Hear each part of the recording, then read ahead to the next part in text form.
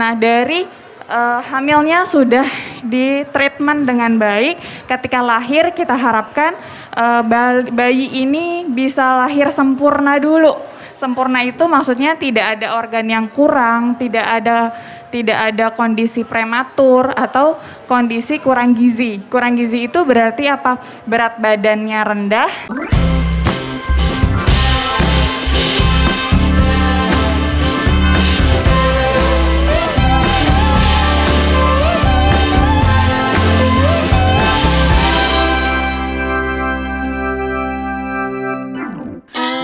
Assalamualaikum warahmatullahi wabarakatuh. Lupa dah gue tuh. Grogi gua. Soalnya karakternya galak banget. Iya. Iya, ya apaan? Kita sapa-sapa dulu nih buat teman-teman UMKM di luar sono. Iya, UMKM yang ada di luaran yang lagi cari cuan, yang lagi pada cari cuan. Kita hadir. Iya. Untuk teman-teman UMKM semuanya. Iya, yaitu UMKM Chandra Baga TV. Bang, kalau orang dulu kan bicaranya TV taunya yang kotak doang di rumah kita ya. Nah, sekarang kan nggak begitu bang. Kagak. Karena ada platform namanya YouTube. YouTube itu TV-nya masa kini. Wah, ada di tangan semua orang. Segala umur. Punya handphone pasti buka gituan. Kudu. Nah itu harus kita manfaatkan teknologi dengan bisa bikin jadi media khusus UMKM. Nah teman-teman pelaku UMKM bingung promo segala macam. Udah ke kita aja. Apalagi. Wah kita ini kan mau launching. Iya.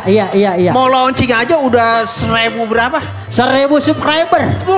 Itu baru mau launching itu. Itu baru mau. Iya udah langsung pada berlangganan dalam arti notifikasinya nyampe. Masih promo. Iya. Sama. Karena kan kita memang udah ada bang. Basicnya itu kita emang khusus lokal itu Bekasipedia TV sama Kesambetnya TV. Nah, gitu.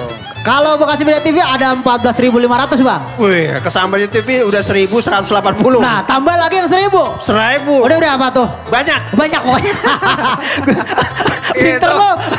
Main banyak aja. Lah itu kalau urusan suara kita banyak. Iya. Oke. Jadi teman-teman UMKM Bekasi Raya dan juga se-Indonesia tentunya ya. Iya. Bisa kerjasama dan jadi media partner buat kita untuk naik kelas. Nah kudu go internasional. Go internasional karena platform ini bukan hanya diakses di lokal doang bang. Itu bisa juga internasional. Nah apalagi di balik kita banyak staf ahli. Staf ahli. Sama teman-teman wartawan kita. Nah apalagi Awip, Aliansi Wartawan Bangkit Indonesia yang support kita. Nanti kita kan diberitain bang. Wah kudu. Iya, jadi jejak digitalnya ada. Banyak jejak digitalnya itu dia. Teman-teman kita dari Awip. Nilai plus kita di situ. Saling support bang. Oh gitu. Oke bang. Itu. Kita langsung cus iya. Ke UMKM-nya. Awas gue mau terbang. Jangan bang. Jangan bang. Bukan saya cusul. Oke kalau begitu. Nah kita pantengin ini pas acara launchingnya bang. UMKM Chandra Baga TV. Check it out. Selamat sore Bapak Ibu sekalian. Syukur alhamdulillah pada saat ini kita akan masuk dalam suatu program penyuluhan atau dialog interaktif. Assalamualaikum warahmatullahi wabarakatuh. Di sini ada dua narasumber yang sangat profesional, yang sangat memahami apa yang kita bahas. Hari ini kita akan membahas tentang stunting ya. Tadi ada sebelumnya telah disampaikan oleh Ibu Aja Neneng apa itu stunting. Nah di sini ada dua narasumber yang sangat berkompeten dalam bidangnya. Yang pertama adalah Bapak Yunan ya. Yunan Albehaki dari Dinas BPKB yaitu Pengendalian Penduduk dan KB Pak ya. Nah di sini ada juga di sebelah saya yang cukup cantik. Bukan cantik saja penampilan, namanya juga cantik. Kenapa? Namanya Ayu Fajar Yuni ya. Apoteker Ayu Fajar Yani Magister Farmasi. Beliau adalah Ketua Program Studi D3 Farmasi Politeknik Bakti Kartini.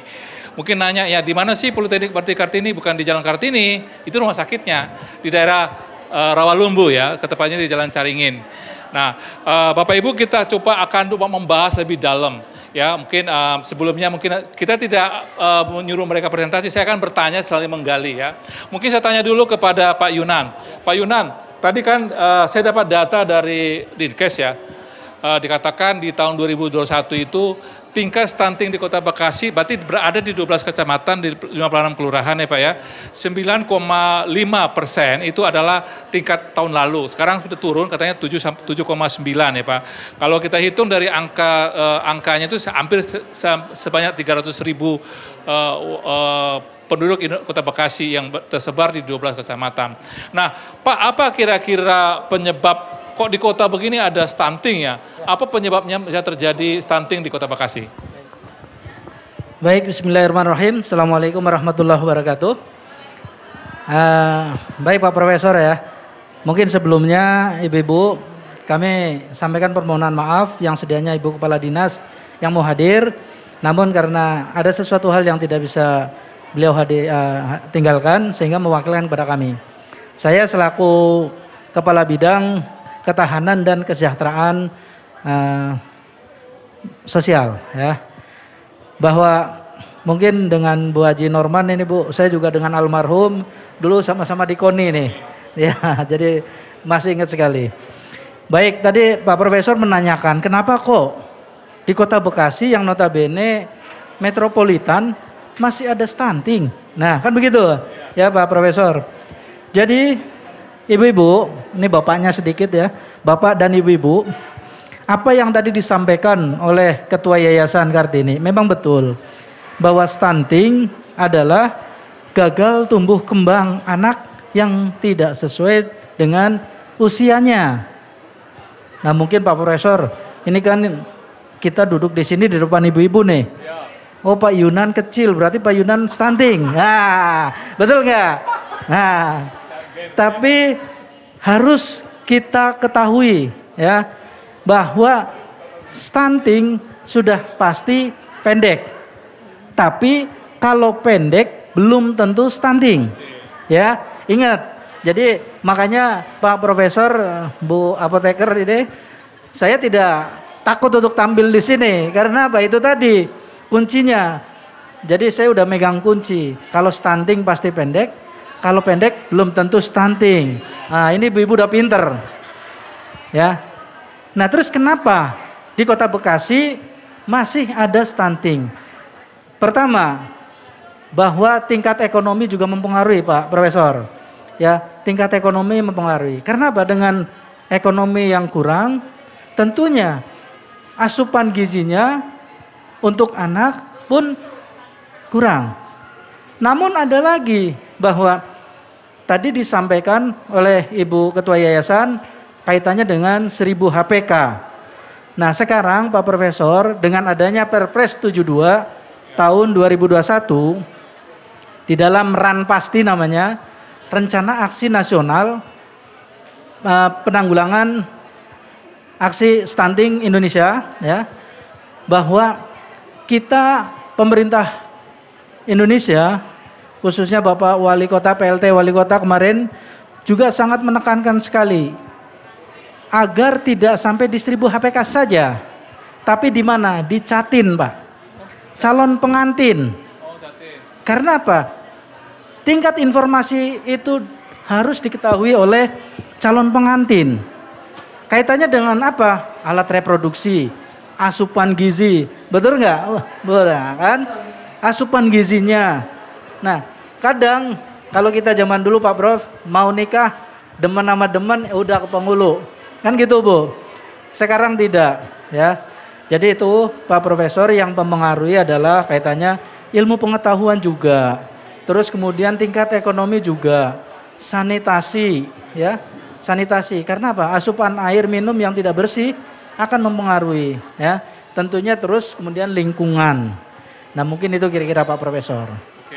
Ya, jadi ada sesuatu yang menarik ya, saya lihat ternyata ada dua kelompok yang harus kita lakukan, bukan pencegahan tapi juga edukasi Pak ya. Pertama adalah yang sudah menikah ya, khususnya pasangan-pasangan muda ya. Kemudian kedua calon pengantin. Ini sulit juga ya calon pengantin, karena kalau calon pengantin boro-boro mikirin gitu, udah ngebet duluan Pak. Nah ini satu hal mungkin tantangan dari dinasnya Pak ya. Jangan juga pada kadar-kadar mungkin nanti sudah ada langkah-langkah selanjutnya untuk supaya ada persiapan lah ya. Artinya begini, karena orang berpikir Bapak Ibu sekalian, khususnya Bapak, stunting itu selalu mikirnya apa? Kemiskinan satu kota ya Pak ya.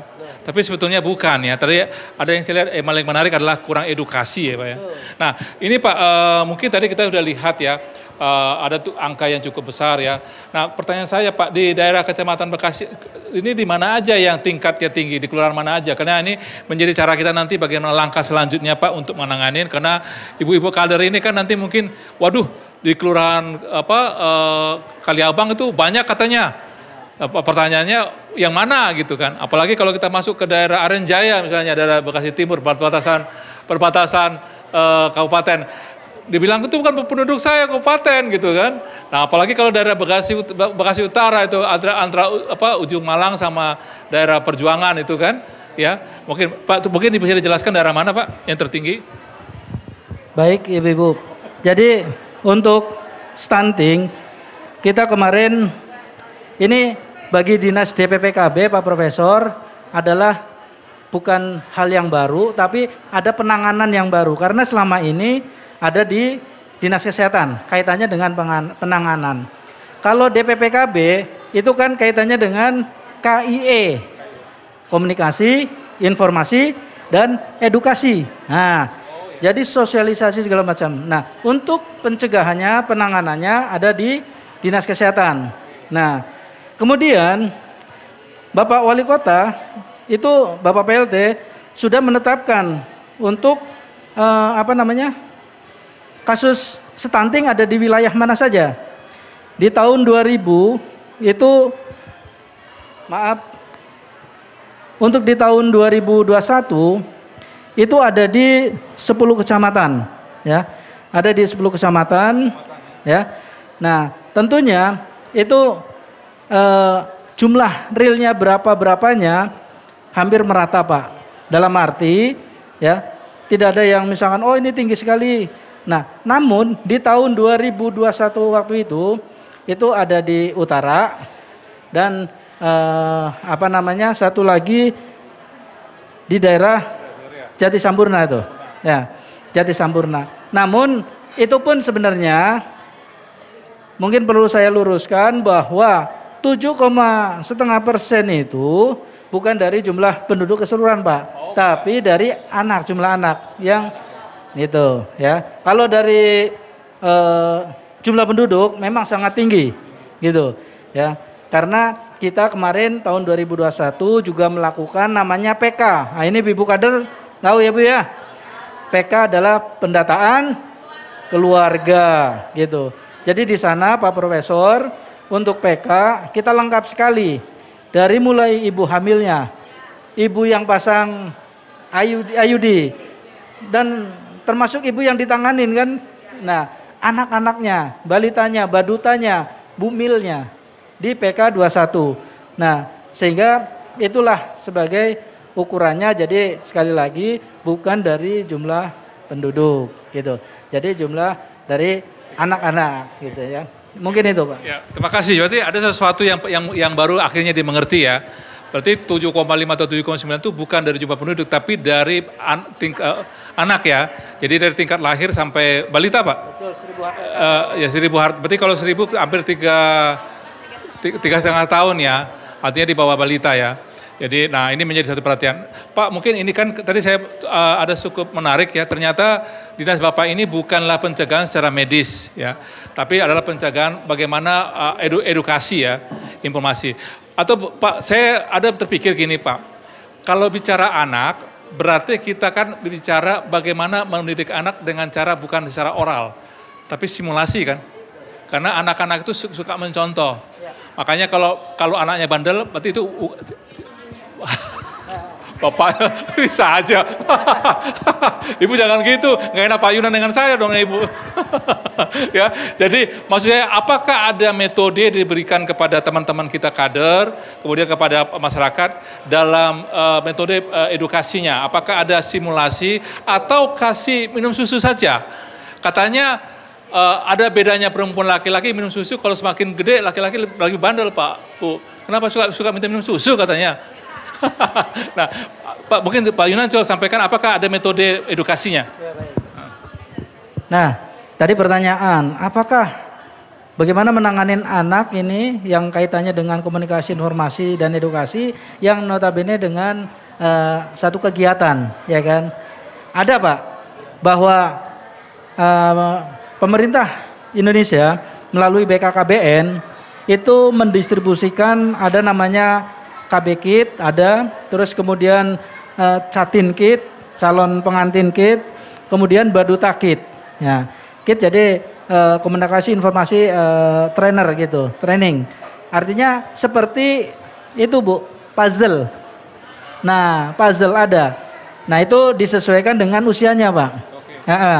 Kalau memang misalkan dia usianya 5 tahun ke atas kan tentu masang nyusun puzzle-puzzle gitu ya. Nah kalau di kita itu targetnya tadi 1000 HPK yaitu Baduta ya, bayi di bawah 2 tahun.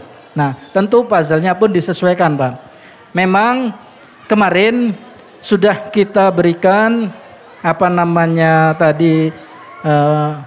permainan atau puzzle atau kit namanya, kit stunting. Itu untuk beberapa catin.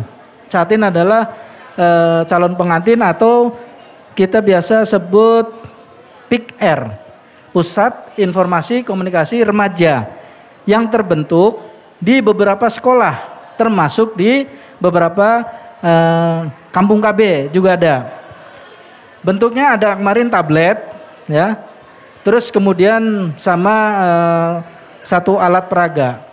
Kenapa tablet? Katanya tadi untuk anak-anak. Nah, ini sasarannya adalah PIKR, remajanya Pak. Atau biasa disebut generasi berencana yang notabene bakal calon pengantin. Nah, sehingga di dalam gadget tersebut juga sudah tertanam beberapa aplikasi. Nah, ya tentunya edukasi tadi, khususnya untuk remaja adalah alat reproduksi. Nah itu, mungkin itu Pak. Ya, terima kasih Pak Yunan. Nah tadi kita coba lihat tadi bagaimana apa itu disebut dengan stunting, kemudian metodenya bagaimana penanganannya. Nah tadi saya lihat Bu, di sini ada apoteker kita Ibu Ayu. Tadi saya lihat ada satu kesimpulan yang menarik itu, ternyata dengan stunting ini mempengaruhi kecerdasan anak ya. Artinya bukan saja pertumbuhan secara fisik. Nah Ibu kan dari dunia medis nih. Kira-kira kenapa bisa anak-anak ini terganggu pertumbuhannya, kemudian kecerdasannya? Katanya tadi kekurangan gizi. Apakah gizi kena kurang makan, atau asupannya tidak mengandung vitamin, atau memang makannya kebanyakan? Bu, silakan Bu. Ya, terima kasih Pak Beni. Ya, mohon izin Ibu, saya memperkenalkan diri dulu kali ya. Ya, nama saya Apoteker Ayu Fajariani, Sarjana Farmasi, Magister Farmasi. Jadi saya dari farmasi gitu ya, jadi seorang apoteker. Nah, yang kami pelajari itu adalah mengenai obat-obatan, suplemen, dan vitamin-vitamin. Nah, dengan kasus stunting ini sebenarnya kalau dibilang penyebabnya itu luas gitu ya, jadi banyak penyebabnya. Nah, kalau dilihat dari sisi kami sebagai seorang apoteker, itu penyebabnya awal mulanya memang dari si ibu itu ketika hamil. Nah, ketika hamil itu ibunya ini benar-benar di treatment atau dikonsultasikan dengan baik atau tidak. Kan biasanya kalau di bidan trimester pertama dikasih yang namanya asam folat ya Bu. Ya, terus di trimester kedua ditambah dengan vitamin dan mineral yang mengandung DHA. Itu kan sebenarnya untuk menambah kecerdasan otak anak nantinya. Nah, kemudian di trimester ketiga ditambahkan dengan kalsium gitu untuk tumbuh kembang tulang, gigi untuk si anak. Nah, dari hamilnya sudah di treatment dengan baik, ketika lahir kita harapkan bayi ini bisa lahir sempurna dulu. Sempurna itu maksudnya tidak ada organ yang kurang, tidak ada kondisi prematur atau kondisi kurang gizi. Kurang gizi itu berarti apa? Berat badannya rendah, panjangnya tidak tinggi ya, tidak sesuai dengan berat badannya. Itu yang kita menjadi indikator. Nah, kemudian ketika dia sudah lahir berarti dia harus mendapatkan ASI eksklusif. Itu kenapa sih kok harus ASI eksklusif? Karena ASI atau air susu ibu itu tidak ada yang menggantikan sampai saat ini, gitu ya. Susu formula termahal pun yang kami formulasikan tidak ada yang sebagus ASI. Nah, itulah edukasi kami kepada para pasien yang baru melahirkan.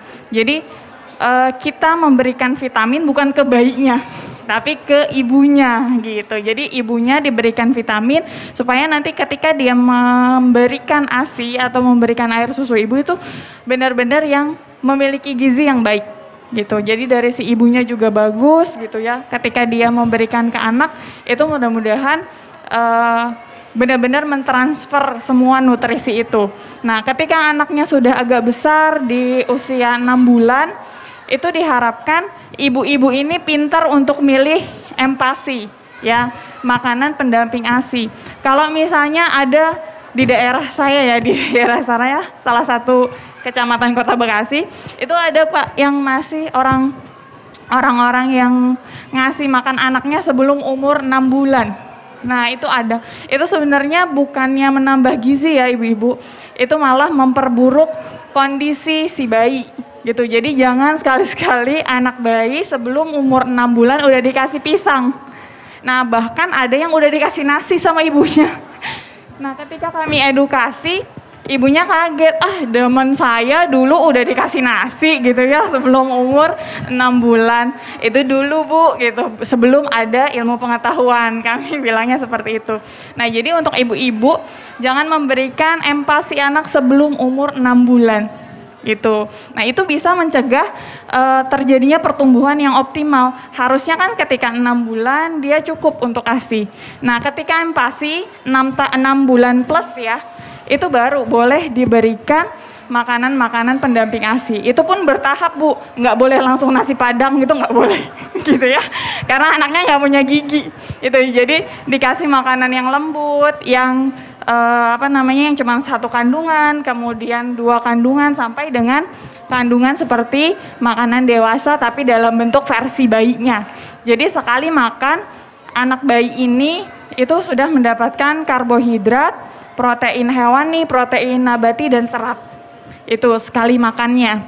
Nah, kemudian setelah 6 bulan berarti anak itu tumbuh kembangnya harus tetap diliatin. Jadi ibu-ibu kader posyandu itu kan yang suka gedor-gedor pintu, ayo Bu anaknya dibawain ke posyandu gitu ya, diperiksa. Tujuannya apa? Tujuannya supaya ibu-ibu ini aware, maksudnya peduli gitu ya, bahwa anaknya usia segini bener nggak sih berat badannya segini gitu ya. Kalau misalnya ibu-ibu kita tuh kadang seneng kalau anaknya gemuk. Nah, sebenarnya itu juga nggak bagus. Berarti ada obesitas. Jadi lawannya stunting ya obesitas gitu ya. Jadi anaknya harusnya misalnya umur 6 bulan itu sekitar belasan kilo itu sampai 20 kilo. Nah, itu termasuk dalam obesitas gitu. Itu jadi nggak boleh. Nah, perkembangan itu terus diikutin sampai dengan memang anak itu sudah selesai imunisasi dasarnya. Nah, imunisasi dasar ini kita mengikuti yang dikeluarkan oleh Ikatan Dokter Indonesia, Ikatan Dokter Anak Indonesia. Jadi IDAI ini sudah mengeluarkan jadwal untuk imunisasi. Nah, imunisasi ini juga penting untuk membantu pencegahan stunting karena dengan imunisasi ini kita menurunkan tingkat kesakitan si anak. Ya kan, misalnya ada anak umur 9 bulan yang harusnya sudah divaksin campak ya Bu. Nah, biasanya anak-anak yang cuma dikasih vaksin tidak campak, ketika dia campak itu luar biasa parahnya sampai dengan rawat inap ke rumah sakit. Tapi kalau anak-anak sudah yang divaksin campak biasanya keluarnya cuma bagian muka, kepala gitu ya. Jadi itu mengurangi resiko anak-anak untuk bisa masuk ke rumah sakit atau rawat inap. Itu adalah salah satu contoh pencegahannya. Jadi dilihat lagi riwayat dari imunisasi anak itu. Gitu Ibu. Gitu. Ya, saya ada sedikit tulisan saya baca di sini bahwa penyebab stunting itu adalah salah satunya kekurangan gizi. Stunting bisa terjadi bila ibu hamil, tadi dikatakan ibu hamil ya, tidak cukup mendapatkan asupan nutrisi seperti kalsium, zat besi, asam folat, omega 3 dan serta vitamin dan mineral yang penting. Karena ini makanya mengapa tadi disebut bisa pertumbuhannya tidak sempurna ya. Nah, kenapa? Ternyata betul menjadi awal itu adalah ketika masa kehamilan. Tapi sekarang mau nanya sekarang Bu, tadi kita bicara masalah kehamilan ya. Nah, ada suatu masa di mana anak-anak balita itu disebut dengan golden age Bu ya, di mana masa prodea emas. Nah, ini mereka sangat membutuhkan gizi. Nah, saya ingin nanya nih Bu, karena saya lihat begini, banyak kasus stunting di Indonesia ini adalah di saat-saat golden age. Karena apa? Bukan karena orang tuanya tidak mampu memberikan asupan gizi ataupun makanan atau perawatan, tapi karena pola makannya yang salah Bu. Nah, pola makannya. Nah, apakah kira-kira ini penyebab juga daripada stunting ya? Karena orang tadi Ibu bilang ada obesitas, itu kan impact ya. Tapi sekarang saya lihat nih, karena sekarang ini kan sudah banyak makanan mengandung kimia ya. Nah, contoh misalnya, sekarang kita ada mengenal nama vetsin, ya. Mecin. Vetsin itu ya, karena itu kan salah satu. Micin, Bu. Kalau micin. dalam dunia anak-anak yang mengalami disabilitas Bu, atau yang yang over itu biasanya penyebabnya. Nah, ini apakah ini Bu menjadi salah satu ketidakpengetahuan atau karena semangatnya orang tua punya anak pertama, anak kedua gitu ya? Nah, bagaimana menurut Ibu Bu? Ya, jadi kalau misalnya tadi kata Pak Benny ada generasi micin, ya Bu. Iya. Jadi generasi micin Ya. sebenarnya kalau dibilang semua makanan mengandung zat kimia yang seperti apa? Karena air yang kalau di kami farmasi air aja itu ada rumus kimianya Bu, H2O gitu. Jadi mungkin yang dimaksud dengan Pak Benny adalah preservatif atau bahan tambahan makanan yang tidak baik gitu ya, seperti pengawet, itu juga bahan kimia berbahaya, lebih ke arah itu. Ya. Karena kalau air menurut kami juga itu zat kimia, karena rumus kimianya adalah H2O gitu kalau di kita. Nah mungkin yang dimaksud Pak Benny adalah seperti itu. Jadi banyaknya penggunaan pengawet, kemudian perasa makanan, pemanis, pewarna itu sangat mempengaruhi tumbuh kembang si anak. Ketika anaknya masih kecil merasa dia kurang berat badan, ibunya bawa makan junk food biasanya. Cepet gemuk gitu ya. Jadi mirip ayam ya Bu, ayam boiler gitu. Ya kan? Jadi ayam boiler ketika gemuk tapi dia nggak kokoh gitu ya, nggak kuat gitu. Nah jangan sampai yang seperti itu. Ketika anak-anak ini dari kecil sudah kita jaga makanannya.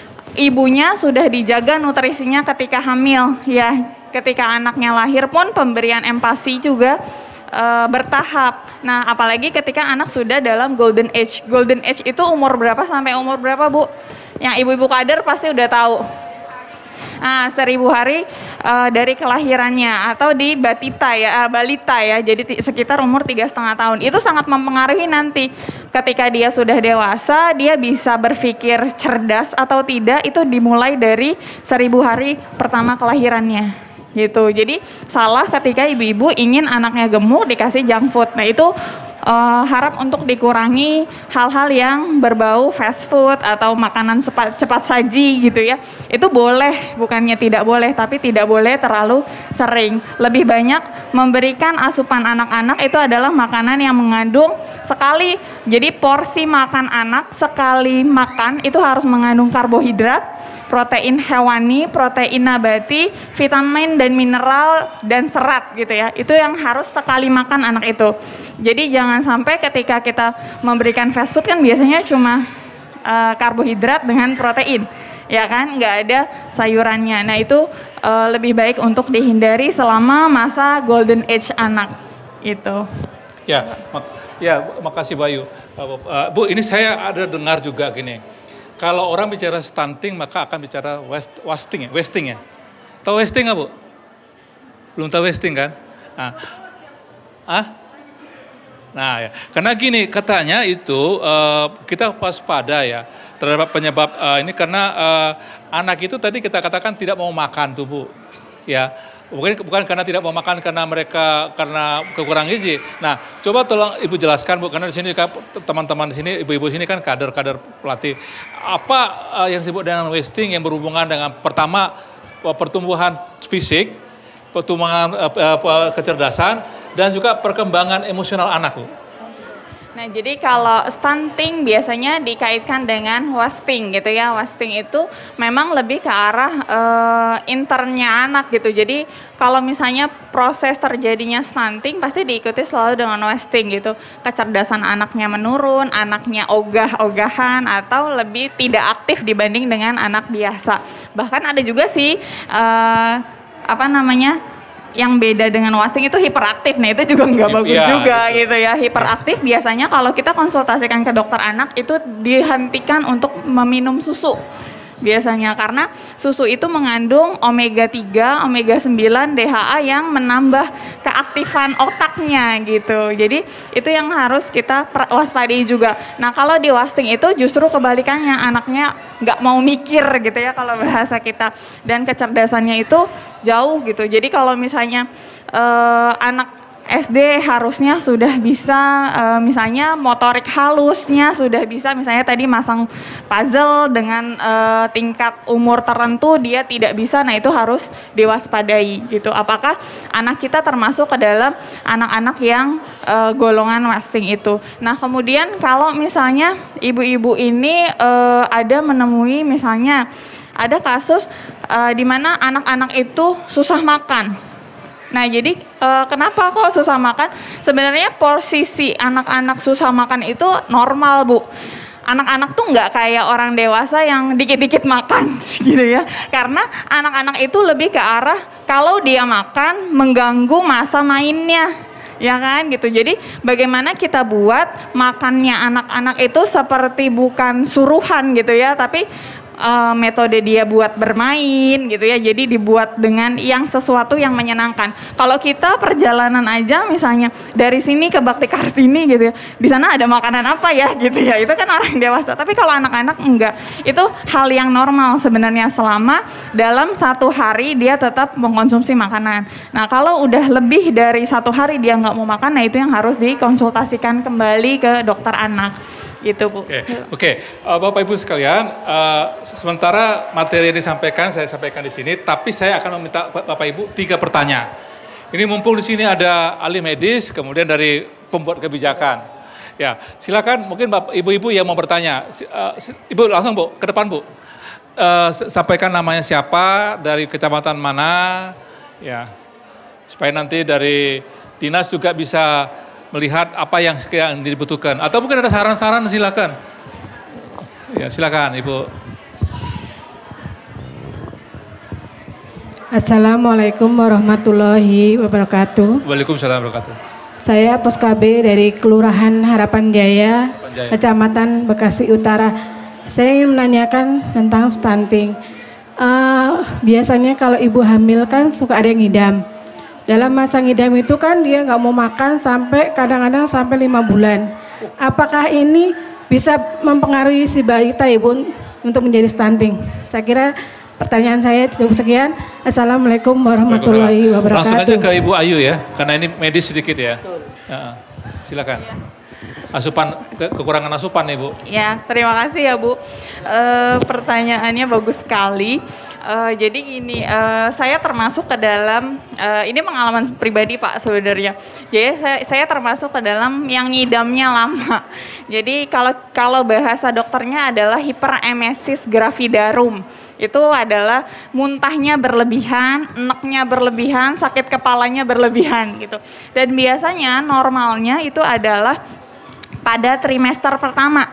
Tapi kejadian beberapa orang tua gitu atau beberapa ibu ada yang sampai akhir sampai akhir gitu. Kadang dokternya juga tidak bilang kita manja, enggak, memang ada kejadian seperti itu. Nah, yang menjadi pertanyaan Ibu adalah tadi bagaimana nih, kan kita muntah ya, kalau lagi ngidam muntah, kalau enggak keluar cairan rasanya enggak puas gitu ya. Nah, sebenarnya kalau dalam trimester pertama itu ada suplemen yang memang kita dikasih sama dokter atau sama bidan, biasanya berupa asam folat. Nah, karena di trimester pertama itu cabang bayi itu butuhnya adalah asam folat, Bu. Gitu. Insya Allah ketika semester pertama ini si cabang bayi dapat rezeki dari Allah, kalau dari kita ya gitu ya. Jadi tetap diberikan makan gitu dari cairan tubuh kita, jadi ditambah dengan asam folat tadi. Gitu, asam folat yang diberikan oleh dokter. Kemudian jadi pertanyaan, perlu nggak sih susu gitu ya? Ada ya susu hamil ya, Bu?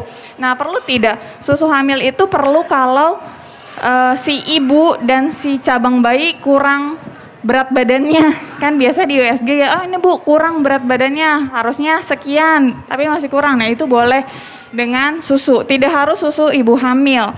Boleh susu apa aja gitu ya, yang penting jangan susu kuda liar gitu ya, Bu.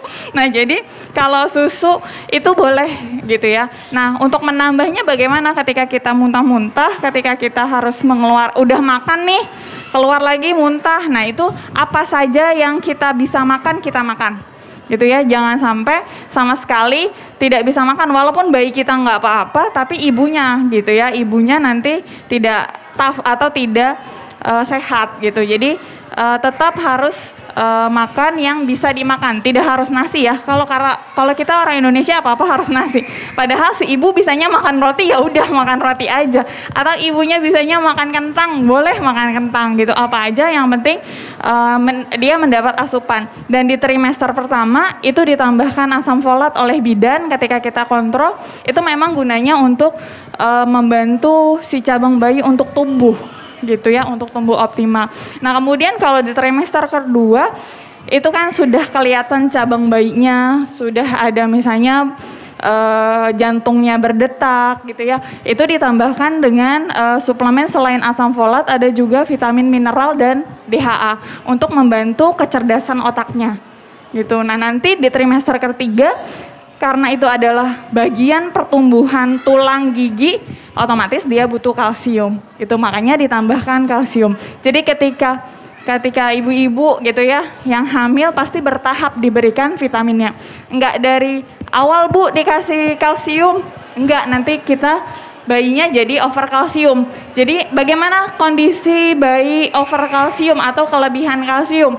Nah, itu nanti ketika ibu-ibu menemukan ada bayi yang lahir udah tumbuh gigi. Nah, itu berarti ibunya kelebihan kalsium gitu. Jangan sampai kita melahirkan bayi udah tumbuh gigi, kan serem ya, Bu gitu. Itu aja, Pak. Terima kasih nih, menarik ya. Bayi udah tumbuh gigi. Kalau saya pikirnya kalau bayi tumbuh jenggot, Bu. Kasihan bapaknya gitu kan. Ya, oke. Yang mungkin ada kedua dari pihak sebelah kiri, ada yang mau nanya nggak? Sesuatu yang mungkin berhubungan dengan stunting. Ya, mangga Bu. Ya. Ini. Assalamualaikum warahmatullahi wabarakatuh. Perkenalkan, saya Ibu Sunarti dari Kelurahan Arenjaya, Bekasi Timur. Ini masalah stunting yang ingin saya tanyakan. Apakah garis keturunan atau gen itu berpengaruh ke anak tersebut? Itu aja. Ya, makasih, Bu. Ini gen ya. Bapak Dinas. Atau Bapak nanya? Ini kebanyakan medis ya. Kesempatan kayaknya nih, Pak, mau ketemu apoteker ya. Ya, jadi terima kasih Ibu dari Bekasi Timur. Jadi kalau stunting sendiri itu bukan karena genetik ya, Bu. Jadi bapaknya dulu stunting, kondisi tahun berapa gitu ya. Mungkin emang bapak ibunya orang susah gitu ya, tidak menemukan makanan gitu, tidak menemukan susu atau tidak menemukan protein hewani dan nabati. Nah, tapi dalam kondisi sekarang di mana tempe itu banyak, susu kedelai itu banyak, rasanya bukan lagi genetik gitu ya. Jadi tergantung dari orang tuanya yang memberi asupan. Nah, itu penting tadi dari Bapak Dinas bahwa adanya KIE, komunikasi, informasi, dan edukasi untuk sang orang tua untuk memberikan asupan untuk anak. Nah, kalau kondisi anak-anak yang kondisi khusus misalnya Down syndrome, kemudian albino atau autisme, itu kemungkinan genetik ya. Gitu. Jadi misalnya kita atau ada tetangga kita atau ada salah satu masyarakat kita yang anaknya autis, mungkin bisa dirunut, mungkin dulu atau saudaranya atau kakeknya atau saudara kakeknya itu ada yang autisme juga gitu. Kemudian yang Down syndrome, itu juga Down syndrome kemungkinan terjadi karena genetik mungkin, sangat mungkin, karena mungkin bisa dirunut gitu dari jalur keturunannya ada yang Down syndrome gitu Bu. Jadi tidak untuk stunting itu bukan genetik, tapi lebih ke arah edukasi kepada kedua orang tuanya. Jadi ada orang tua yang ketika dia kecil tadi, yang saya bilang di kasus daerah rumah saya itu, ketika anaknya sebelum 6 bulan udah dikasih nasi, karena dia berpikir bahwa saya dulu juga waktu bayinya udah dikasih nasi gitu sebelum 6 bulan, atau ketika anak baru lahir udah dijejelin pisang. Nah itu juga kejadian seperti itu. Jadi lebih ke arah edukasi kalau untuk stuntingnya Bu gitu. Oke, satu lagi mungkin dari ada nanya, oh silakan. Wah, jadi mewakili Bekasi Timur, Bekasi Utara ya, silakan Bu. Assalamualaikum warahmatullahi wabarakatuh. Saya dari perwakilan Kembang Matahari 2 Bekasi Timur, Margahayu. Margahayu, kampung saya. Yang saya tanyakan pada saat hamil, untuk hamil ya, pada saat hamil dia mengkonsumsi sayuran, makan banyak gitu. Terus setelah melahirkan dia pun mengkonsumsi sayur banyak lah untuk penunjang supaya ASI-nya subur, terus minum pil juga. Ternyata ASI tidak keluar gitu, sampai anak gitu. Itu penyebabnya apa gitu? Itu terjadi sama cucu saya seperti itu.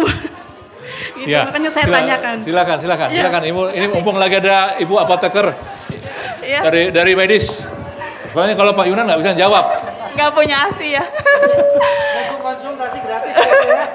Iya, kalau nanti konsultasi silakan Pak, Bu, boleh ke saya, main aja ke Politeknik Bakti Kartini. Di situ saya ketua program studinya. Jadi saya juga punya banyak dosen-dosen farmasi gitu ya. Jadi silakan aja. Nah, jadi tadi pertanyaannya adalah kenapa kok ASI-nya nggak keluar? Sebenarnya itu sih gini ya Bu, apa yang kita rasakan sebagai seorang ibu ketika lahiran itu bukan hanya fisik yang sakit, pasti mental yang sakit juga. Mentalnya adalah mental kelelahan, mental ketika shock melahirkan, atau yang kita sebut dengan baby blues.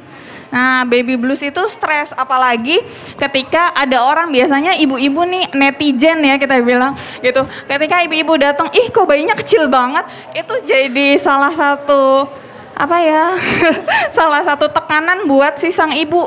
Padahal ibunya baru mulai sembuh. Kenapa? Oh, tidak ada tekanan. Nah, mungkin yang perlu dikonsultasikan adalah fisik si ibu dulu Bu, ke SPOG-nya atau ke dokter kebidanannya. Kemungkinan yang terjadi dari fisik ibu adalah kelenjar susunya yang sedikit. Itu bisa. Mungkin dari ibu atau neneknya dulu juga seperti itu bisa. Ya. Kalau misalnya maaf ini ya, agak sensor dikit Pak. Ukuran tidak menentukan banyaknya susu.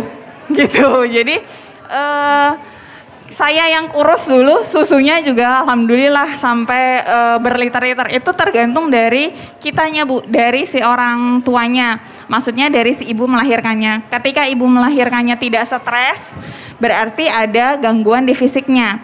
Ketika gangguan fisiknya nggak apa-apa, tapi tetap nggak keluar, berarti ibunya ada stres yang dipendam. Gitu.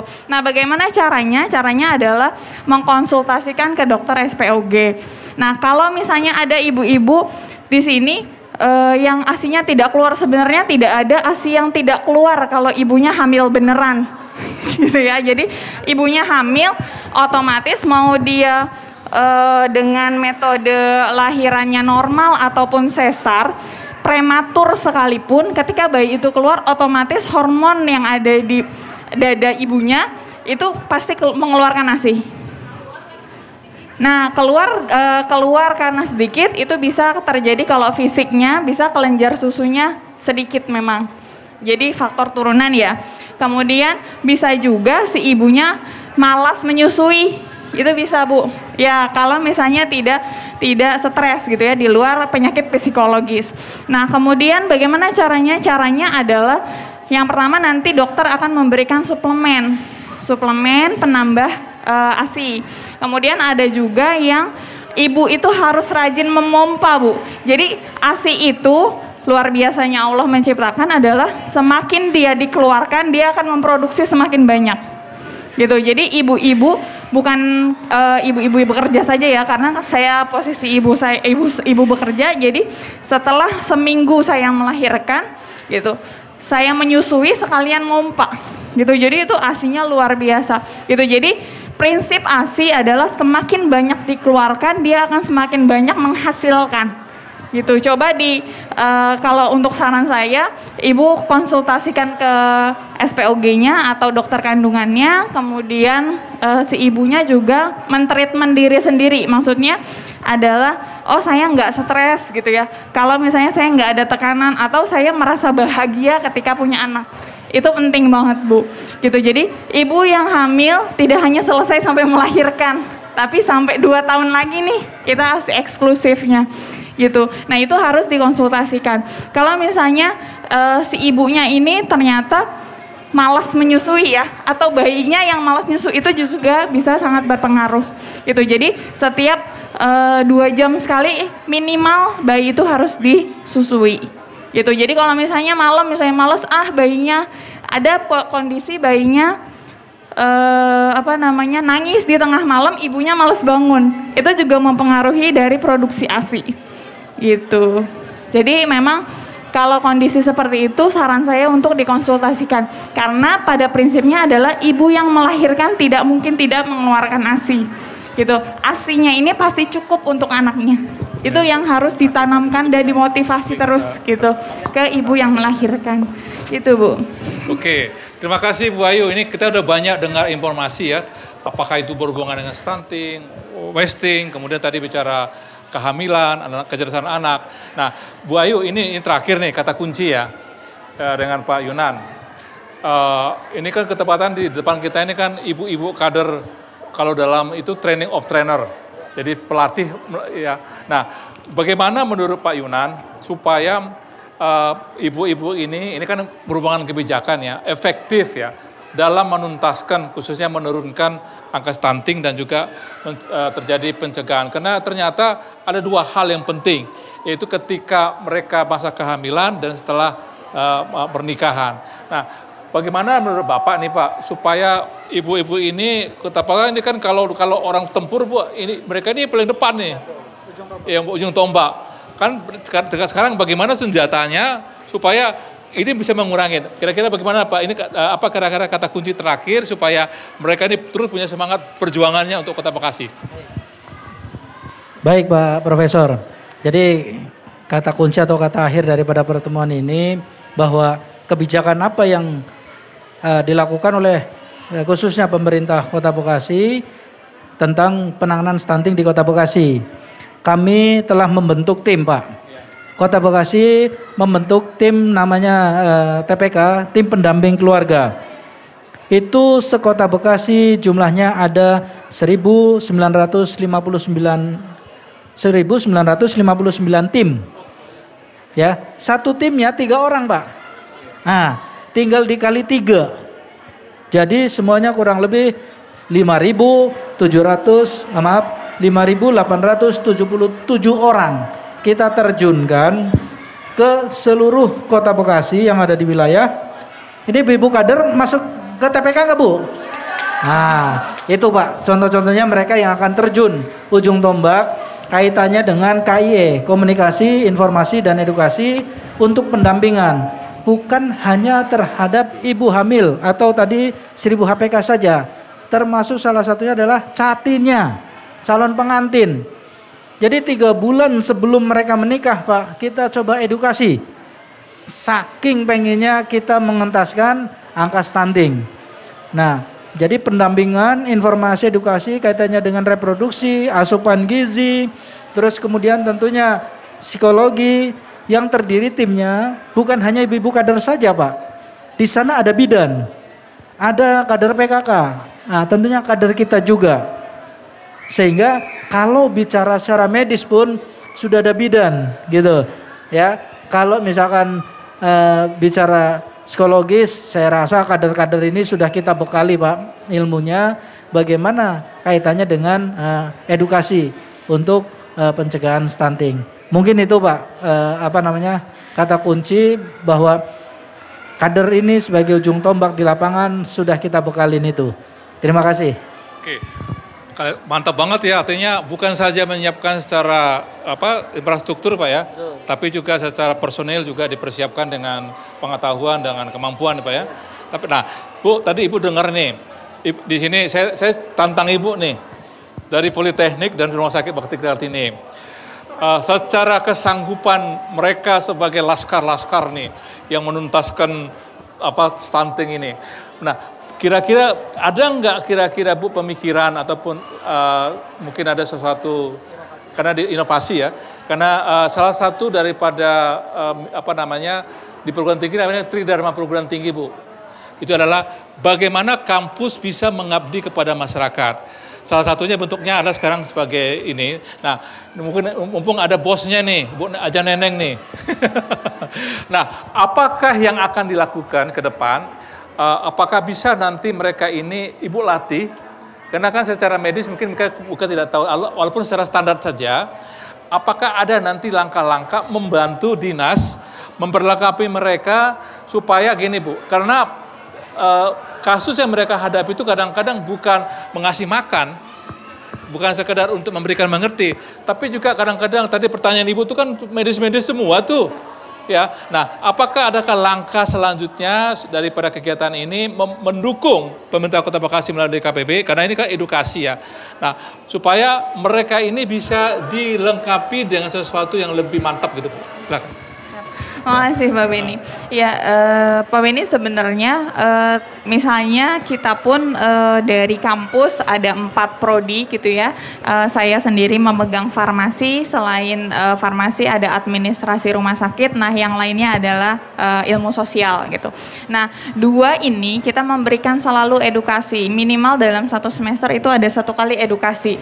Cuma memang edukasinya itu tersebar gitu. Jadi karena kami dekatnya Rawalumbu, ketika ada proyek di Rawalumbu kami ikut ke Rawalumbu. Seperti saat ini Pak Beni ngajak join ayo gitu, ayo kita gitu ya.